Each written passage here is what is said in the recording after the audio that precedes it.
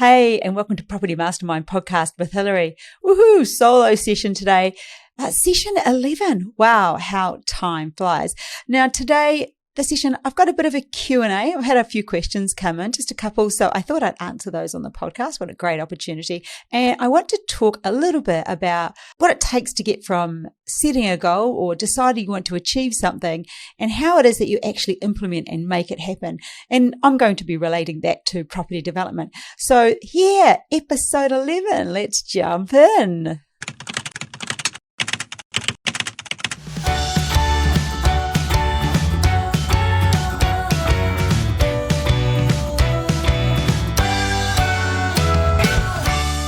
Hey, and welcome to episode 11. Thank you so much for joining me again.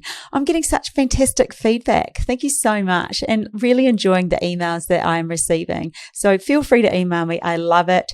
And if you've got any feedback, positive or negative, I like to hear. I don't mind feedback. Any way I can improve is always a good thing.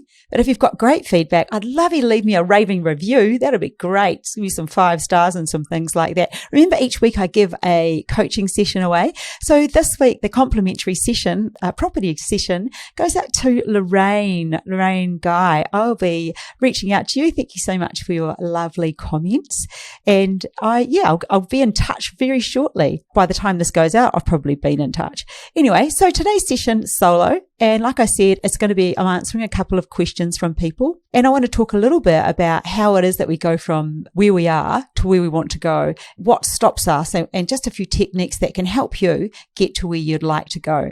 So I suppose I'm going to start with the achieving thing, with the goal setting thing, because that's really my buzz. Ironically, the other day I make voice notes all the time, and I was looking through the voice notes in my phone, and they go back to 2011, and I'm talking about the same stuff. I'm always talking about goals and achieving things and how to achieve more and how to do it. And I've been involved in motivation for so long. It is crazy. And I've got like so many recordings on my phone, and I go back and listen, and it's such a buzz. But I suppose that's why my message is so clear for me. It's so strong. I understand it so well. Like, we'll record things, and Bob's always like, you just shoot it off the hip. How do you do it? And I'm like, I don't know. It's just my topics. Like, his is so much, like he knows so much about property development. And I know so much about, the mindset, and I've just been doing it forever, just like he has property. But anyway, what a great combination we have, the two of us. And he's learned so much about human behavior and getting people to act. And I've learned so much about property development. So we've been very, very lucky. So what is it that happens when we set a goal? I did the complimentary goal setting session, and we had quite a few people on. What always excites me is that I get a lot of men on that, which is really cool because it's often seen as a soft skill that males don't partake in. And it's a real buzz to know that they are allowing the time or dedicating the time to themselves so they achieve. So well done to everybody who came. But I'm super always excited when I see that's not just females. Although I love working with females, it's definitely a passion of mine. Okay, so the goal setting thing. The problem is the next step. So we can decide we want to achieve something, but very often it's the system we put in place. So we do achieve, that is where we fall down. And we don't carry on with the same level of momentum and excitement that we started with. So we might think, okay, I'm going to get into property development, and what is it I'm going to do? And often people start with renovating, or they might start with a splitter, or, just something smaller. And they have the best of intentions and never do anything. Or, like I allude to in previous podcasts, they might get started and they might do one project or maybe 2, and they're too scared to step it up, but they want to, or they just don't do any more, and they do want to. So what stops us? And generally it is just old habits. So if you look at where you are right now in your life, have a look at, today, whether you're listening to this, driving the car, dropping the kids at school, heading to the office, at the gym, whatever, wherever you are right now, the shape of your body, your current financial situation, where you are in your career, where you are on your property journey, whatever you're doing is because of all of the actions that you have repetitively done that have got you here. And if you think about it, those actions are repetitive. You wake up pretty much every day and do the same thing over and over. Sounds crazy? but it happens. And that you pretty much eat the same food over and over. Like you might roll between sort of, I don't know, up to potentially 10 different menus if you're lucky, but most of us don't. We do things over and over. But when we set a goal, we're setting a goal which means we're going to have to do something different. But we start with the best of intentions and make a few changes, and then we go back to doing the things we used to do because it's comfy there. I do coaching tips a couple of times a month inside our Property Accelerator membership. And this was the topic for this month. It was like, we can't live our life by looking in the rearview mirror. If you think of it like a car, the windscreen is wide for a reason. That is where we're going. We get there by being present, by doing the actions right now, by steering the car, by changing the gears. That is the now actions. And that takes us forward. If we keep looking in the rearview mirror, we'll end up going backwards. We'll probably veer off the road. We'll crash. We'll end up going nowhere. And that's like life. It's about being present and being aware and taking notice of the actions that you are taking and doing right now, because they are the things that are going to propel you forward. So when it comes to property development, you've done a course or you're not progressing how you'd want to. What are the actions that you're not taking? What are the things that you're not doing that will take you forward?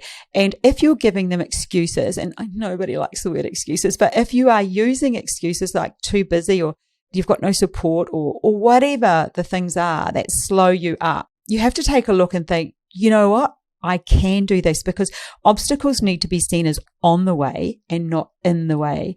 If you really want something, you will go and do it. The problem will be that your old behaviors, your old habits, the things that you've done over and over and over, you want to go back to doing those because it's easier. Our brain loves doing the same thing over and over every time. We just love repetition it's cognitive miser theory. We like doing the same thing over and over. It saves thinking, and the brain likes that, and we like it. I equate it to a pair of old slippers. You just want to slip on those old slippers and do same old, but you can't. You really need to take a look at what habits you need to change, at what actions you need to change, be aware of them, and take action to change them. And it's only small things every day. For me, I break goals down. I teach goals, break them down into milestones, break them down into tasks, as many as you can, a massive list. And lastly, take 3 actions a day. Because 3 actions a day, and if you are super busy and can't, well then go to 1. But it will take you forward. You will progress with that. So it's about progressing and moving forward continuously, no matter where you are on your journey. So that was my wee coaching tip for today around how to get from where you are to where you're going. Stop looking in the rearview mirror. Stop using yesterday's habits, actions, thoughts, and everything that you've been doing about your past. Start living in the present. If you want to change your future and take it in a different direction, your present needs to change. And just another tip there. What will happen when you start changing the present, the now, the behaviors of now, and the old habits want to come back and they'll start sort of trying to sneak in. That all happens in here. That all happens in the 6 inches of real estate between your ears. So that's the stuff, the fear, the uncertainty. I don't know if I can, and everything else, it becomes overwhelming almost. And that's because your brain is like, no, go back to Slipperland. Put those slippers. Let's do the comfy stuff that I always do. So it's being aware of how your mind will want to go back there, and it wants you to look in the rear vision mirror. It wants you to drive backwards. It wants you to be comfy, and you don't want to go there. Anyway, I hope that was useful. Let's move on to question number 1. And I've got it here on my phone so I can read it out. I won't read the whole thing, but I'll read out the bits that I can answer the question to, because it's a lovely letter. But basically it's saying that, look, I've just realized that I like the idea of property development and hadn't ever thought of it, but we don't really have any money apart from $250,000 equity in our property. And there's not really much in the line of savings because it all goes into paying off the house. And we've got a few children and dad's working and mum's not. How do we even do this? Okay, that is a great question. And well done. Thanks very much for emailing it in. The thing is with property development, well, let's start with equity. The thing with equity, and by the way, this is just general talk. This is not by any way or means or anything financial advice. But for you to understand that you can learn about this is the thing with equity in your house, you can pretty much use 70% of it. If you've got 250,000, then you actually have 70% of that available for you to use.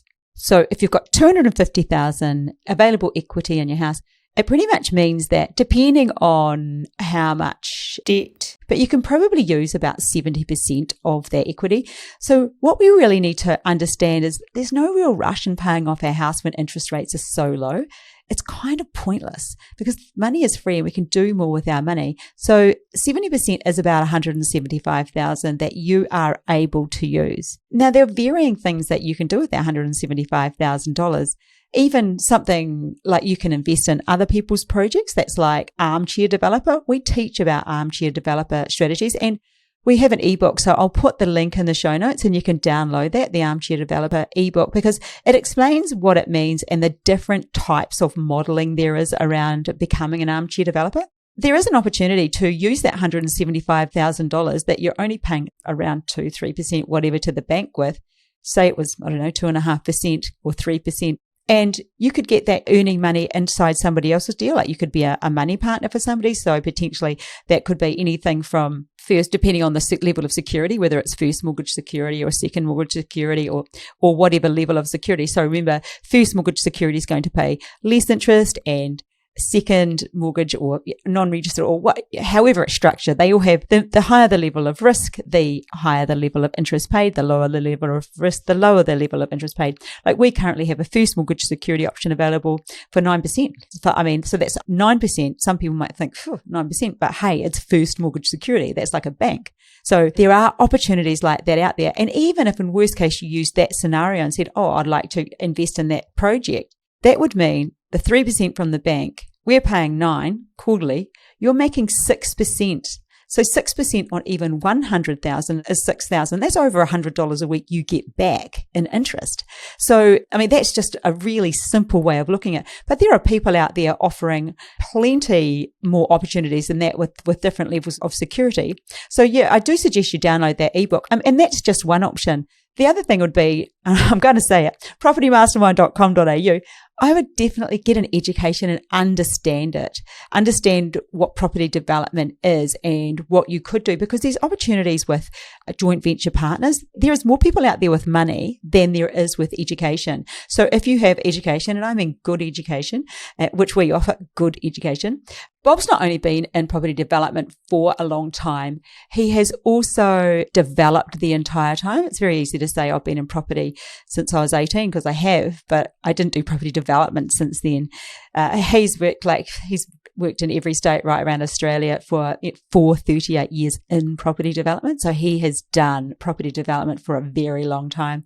So he knows so much. So having an education from him is not a bad idea. But anyway, becoming educated in what you can do, because there are so many creative strategies when it comes to doing property developments. You don't necessarily have to go out and do one all by yourself if you don't have enough money. But if you have some money and you have education, you could find somebody who wants to put some money in. You could also find somebody else who has some money and some education and they want to do it with you. There are so many ways, and that's just one of the many creative strategies. There are things like joint ventures with landowners where you could have a deal for a landowner who uses the land as security. And that's another way that you could potentially get into a deal. So there are so many different ways, but the number one thing would be understanding that letting your money sit inside your property right now or paying it off as fast as you can probably isn't the best idea. And maybe opening your mind up to opportunities as to how you could make your money work better for you. And like I said, maybe that's armchair developer strategies, or maybe that's doing your own development and starting off, small. You mentioned where you live, maybe somewhere close by there. You never know what's available until you sort of open your eyes and see what potential there is out there. And there is so much potential. So good on you for reaching out and asking. And I'm glad that you've sort of realized that, hey, you could do this. It reminded me of Coralie's story back, I think that was episode 6 when I interviewed Coralie, when she said she went to an event and sat there and it was all about property. And she thought, wow, these are my people. This is what I'm supposed to be doing. She didn't actually realize that it was a thing that she could do and that she could change her life and sort of build life her way. It was very exciting. So that was question 1. What I'm trying to allude to is anybody can do this. You don't necessarily look at a high rise and think that's a property developer. It's not the the old days of the big guy down the Gold Coast with the medallion and the shirt ripped open. Those days are over. You'd be so surprised. I mean, the episode last week with Mary that came out, wow, she came into property development. Oh, actually, no, it was the week before, sorry. Mary came into property development through divorce and she had to do something. And it just turned out it evolved for her.